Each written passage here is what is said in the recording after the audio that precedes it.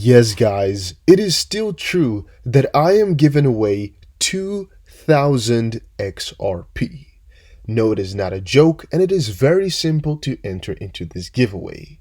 All you have to do is 4 simple steps, and you're automatically entered. First step is make sure you press the like button on this video. If you've done that, go a little bit down there, press the subscribe button on with the notification bell. If you've done that, scroll a little bit further to the comment section, put something in that box like your favorite crypto or when the first time you bought crypto was, or what you like about crypto, whatever. And then the last step is to go ahead and follow me over on Twitter. If you've done that, all we need to hit is the like requirement, which I put in the description below. And yeah, guys, I'll just hop on a live stream. We'll give it away today. It's going to be really, really amazing. Now, it's been a pretty big day for crypto once more. And this is really the last video of today because I've tried to look up everything and fit it into this video. So hopefully it won't be too long. But it's a lot of cool stuff. First off, I noticed just now that when I checked the Ripple Swell website, it has changed a little bit. Because I don't know if you guys check it out too often. I check it out quite a ton. But I don't remember the cinematic being this beautiful. Whenever I went to the website. I noticed this part is the same, but first of all, Swell used to be at the bottom down below here, but right now it's at the top. The real Swell event instead of the regional, and it's changed a little bit, and it's done really, really beautifully. Now, this actually makes it more apparent to me, or at least makes the probability a little bit higher, that all this marketing that Ripple is doing right now over on their Twitter through promoted posts, aka ads, is most likely for their Swell event. Because I didn't really expect them to put too much attention on it or really do anything with it. But now that they've also changed the cinematics on this website so much and, try to really put some attention to this event a lot more than before, I'm starting to doubt whether or not, their intentions were Swell oriented or not. And I think they were. All right, at least the chances are a lot higher. So yes, guys, that's going to be the 14th and 15th of October of this year. Of course, before that, we still have the Europe, which is September 16th. The rest has already been now. Europe might be okay in terms of advancements and what we're going to be learning.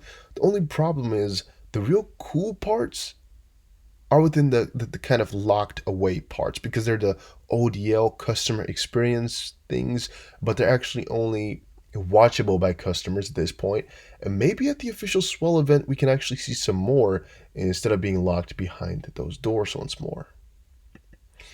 Why the Fed's huge policy shift on inflation could be rocket fuel for stocks. Now actually this is kind of funny, right? Because just 2 days ago I showed you guys, or no, I think it was even yesterday, whatever, I showed you guys why I think that all this policy from the Fed is actually going to be very positive for crypto, but very negative for stocks. And basically, our whole model referred to the fact that during a lot of these elections and these switches, what happened was it was a very uncertain period of time. And what happened amongst all of that is, well, they had to choose a new president. It was already an uncertain time. Everything got more uncertain. Boom, big market crash, wiping away 4 or 8 years of market gains. And in that case, I'm talking about the S&P 500. Now, when reading this title, it kind of confused me a little bit. I can't read the article because I'd have to buy into it, which I'm doubting to do now because, to a certain degree, I'm like, well, I can just buy it and tell you guys what it is about. But I don't know if that's possible to do. Like, am I allowed to do that if I buy into it? Even the bigger one, I don't give a shit. Or, and is it going to be worth it? Because I get about 1 article every week from this website, but most of them are free. In this case here, it's not free. I don't know, though. I don't agree with the opinion, which is why I'm really, really interested in reading into it, but I can't. Now, I also have been checking out a couple of Bitcoin price analysis, and here was an interesting one. It actually says we're entering, or actually we've already entered into a downtrend right now because the uptrend had been broken, and really the inverse is happening right now. And it just depends a little bit on this last, I guess, move that we're going to be seeing, because theoretically from following this, we're already done with uptrend, It closed off about the 17th of August, went over into a downtrend, and we've tested 3 times. Right now could be where we break out of the channel, or we're literally going to stay in it for whoever knows how long. It's been all explained in here. I don't really want to cover it too far in too much detail, as I'm more so thinking here about the macroeconomical factors of things, right? I just showed you guys this article here, not because I think it's, I just want to mock them for having a different opinion. No, it was mostly to relate to this right here. I personally think that once all this uncertainty really starts to kick in, and once more talks of the stimulus, I guess, roll out once more, and we just go talking about all of it. And by the way, I lost a tweet somehow. Whatever, I had another tweet open. I can't find it at the top anymore. I'll explain what it was about though if I am done here. No, I really lost it now. Too bad, guys. It was such a good tweet. Whatever. What I want to say is this all relates as well to this tweet that I have right here. And why that is so is I think here the biggest problem is inflation and the fact that if you stay within the dollar, your money is going to become worth a lot less. If you go to stocks though, S&P 500 and all of that, there's a good chance that your money will still become less because of all this economic uncertainty, where we might really fall another either 4 years worth of gains or 8 years worth, like I explained a couple of videos ago. Now, nobody really wants that, of course, so they must go for something which is safe, which is often gold. But some guys are like, well, gold isn't really that safe because of all the asteroid gold mining that could be coming, and also because it's outdated. It's old, it's really not that useful in the end anyway. It's not practical either. So they might go for something like XRP, which is what we really are about. Now, this actually refers to that a little bit, where it's like 100 billion coins. Some people said it's not that scarce, they have so many coins. And I explained to them, the amount of coins does not make it scarce or not scarce. That really has nothing to do with it at all. It sometimes seems like, for example, if a project were to have only 100 coins, it would be more scarce than a project with 1 billion coins.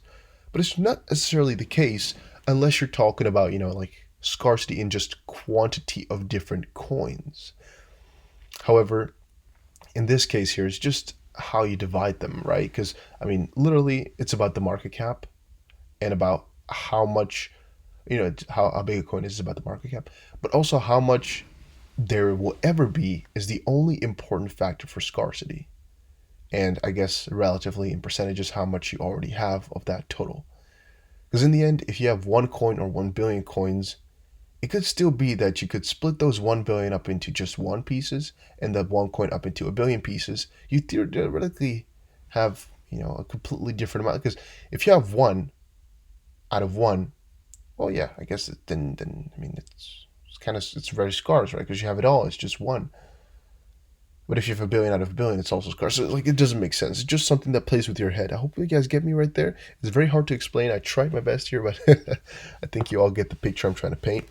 Why this relates and comes in is that I often see people say as well that Ripple or XRP, can't get to this or that price. And also we saw earlier today that some crazy price thing might happen on September 1st.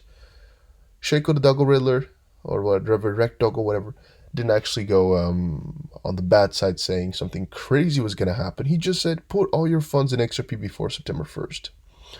I would say very politically correct to not go for some crazy price promises, just, I guess, advising people to hop into the coin.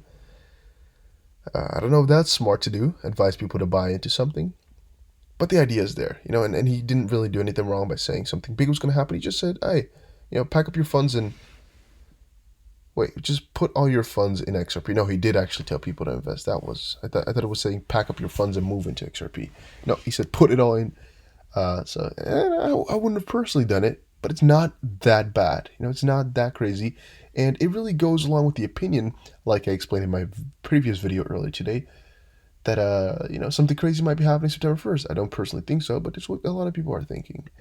And one of the core, I guess, replies that I see is, well, XRP couldn't go to $50 or $100 or $10,000 because the market cap or because of this or that restriction. Take a look at this right here. The Great Credit Contraction the system does not collapse but evaporate. It's partially interesting and it's partially not. Because what it really shows you here is that the world GDP is just a very small part of all the money and literally all that is out there. Because if you just check and look at all the numbers here, what you'll find is that in the end, all the money, the theoretical money, is hundreds upon hundreds and hundreds of trillions of dollars. In the end, what it really is, if you count all the shadow derivatives, reported derivatives, unfunded government liabilities, and everything. The only problem is, as of this point, it kind of does not look like that's the case. It's like, well, there's people complaining all the time, like, yeah, this is just what wealth is, just GDP. That's all. And I'm like, that's just all for now. Like XRP could literally go to any value, what you want to pick right there. It's all possible theoretically speaking, because first of all, GDP will adjust to it. It would just increase if people get richer. It's not like, oh, the GDP is going to determine how much money this can be worth. It's the other way around. Because if you think about this one, all right, let's say, for example, we set a promise. Right now, there are 50 billion XRP coins. We all promised to not sell any coins anymore, right? So now the XRP price, for example, is $1, which means there's a market cap of $50 billion. If all of a sudden 50 more billion XRP came into existence, just printed like that, and we all decided not to sell because we had an agreement, or maybe some people are selling but some crazy news came out and people are also buying, all of a sudden it just went from 50 to 100 billion without any hassle, without any hard parts. And that's because these cryptos are also generated. These cryptos are made out of thin air, so to speak, and they can create wealth. New coins can create wealth. Even the coins that are here right now, they could theoretically speaking create wealth. Right now, it's a little bit more difficult as it's a demand or supply and demand type of system where the price is determined that way.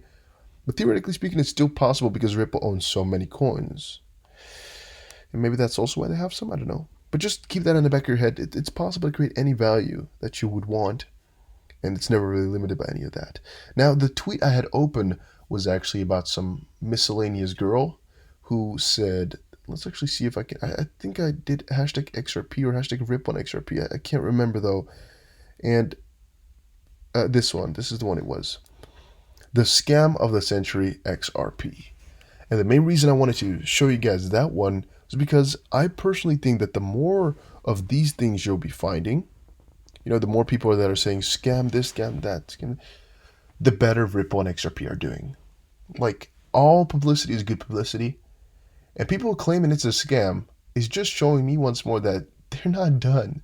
All right, Ripple has a lot more ways to go because there's not enough people calling it a scam. Yeah, I know it's crazy, but there's not enough people that are calling it a scam just quite yet. It should be very, very apparent that people are hating it because that means they're making progress and people don't like it.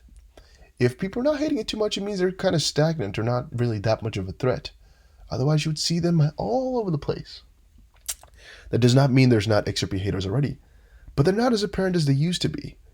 I really would like to see them a little bit more, to show me that my investment choice was a very, very smart one.